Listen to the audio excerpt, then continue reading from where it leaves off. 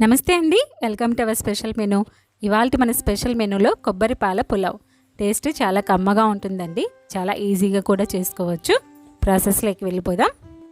ఇక్కడ నేను ఈ కప్పుతో 1.5 కప్పు బాస్మతి రైస్ తీసుకున్నానండి. కడిగి ఒక అరగంట ముందు నానబెట్టి పక్కన పెట్టుకోవాలి. 1.5 కప్పు రైస్కి ఒక మీడియం సైజు కొబ్బరి గిన్నె సరిపోతుందండి. ఇప్పుడు ఇది ముక్కలుగా కట్ చేసుకొని మిక్సీలో వేసుకొని కావలసినంత వాటర్ యాడ్ చేసి మెత్తగా మిక్సీ పట్టుకోవాలి.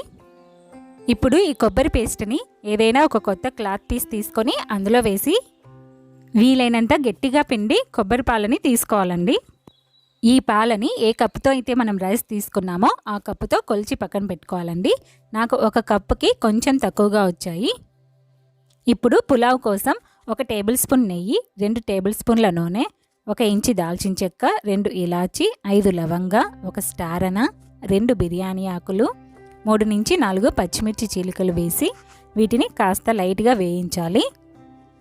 ఇప్పుడు ఒక మీడియం సైజు ఉల్లిపాయ తరుగు వేసి ఉల్లిపాయలని కాస్త లైట్గా ఫ్రై చేయాలండి. ఉల్లిపాయలు కొంచెం కలర్ చేంజ్ అయితే చాలు, సరిపోతుందండి. ఇప్పుడు ఇందులో కాస్త పుదీనా తరుగు, కాస్త కొత్తిమీర తరుగు వేసి ఈ రెండింటిని 1 నిమిషం పాటు ఫ్రై చేయాలి. తర్వాత 1 టేబుల్ స్పూన్ ఫ్రెష్గా దంచుకున్న అల్లం వెల్లుల్లి పేస్ట్ వేసి అల్లం పచ్చివాసన పోయే వరకు ఫ్రై చేయాలండి. ఇప్పుడు మనం ముందుగా తీసి పెట్టుకున్న కొబ్బరి పాలని ఇందులో వేసి 1 కప్పు రైస్కి 1.5 కప్పు వాటర్ యాడ్ చేయాలండి. మిగిలిన 1.25 కప్పు వాటర్ యాడ్ చేసి 1 టేబుల్ స్పూన్ సాల్ట్ వేసి ఎసురు తెల్లిన తర్వాత బియ్యాన్ని నీళ్లు వడకట్టి ఇందులో వేసి ఒకసారి లైట్గా కలిపి మూత పెట్టి మీడియం ఫ్లేమ్ మీద ఒక 10 నిమిషాలు, లో ఫ్లేమ్ మీద ఒక 5 నిమిషాలు ఉడికించి స్టవ్ ఆఫ్ చేయాలండి. 5 నిమిషాల తర్వాత మూత తీసి సర్వ్ చేసేసుకోవచ్చండి. రైస్ పొడి పొడిగా చాలా పర్ఫెక్ట్గా ఉడికిపోయింది.